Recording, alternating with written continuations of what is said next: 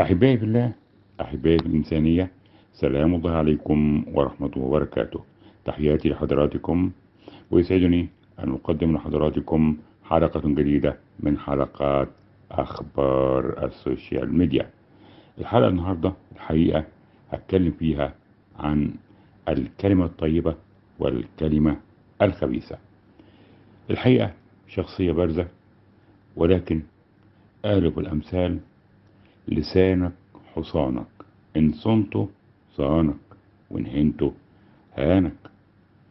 وقال تعالى في سورة إبراهيم من أول الآية 24: ألم ترى كيف ضرب الله مثلا كلمة طيبة كشجرة طيبة أصلها ثابت وفرعها في السماء، تؤتي أكلها كل حين بإذن ربها، ويضرب الله الأمثال للناس لعلهم يتذكرون.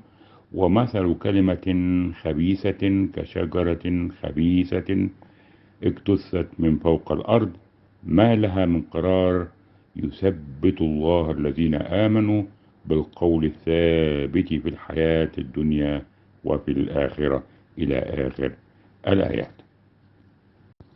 وبرضه على رأي ولاد البلد قالوا: اللفظ سعد. اللهم لا شماتة.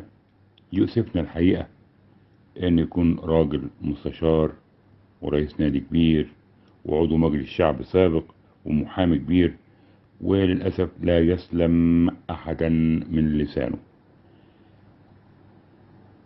إنه لا يحزننا يا سادة أن يكون هذا مصيره، وعلينا يا سادة أن نتمسك دائما بالكلمة الطيبة والابتسامة في وجه أخيك، فالابتسامة في وجه أخيك صدقة، والكلمة الطيبة تعمل المعجزات.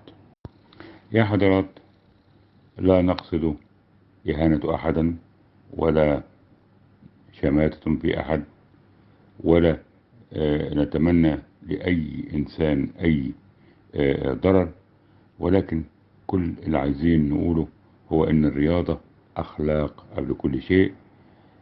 كلمة طيبة أمرنا بها الله ورسوله صلى الله عليه وسلم، والكلمة الخبيثة علينا أن نتجنبها امتثالا لديننا الحنيف وأخلاقنا الحميدة. وسلام الله عليكم ورحمته وبركاته.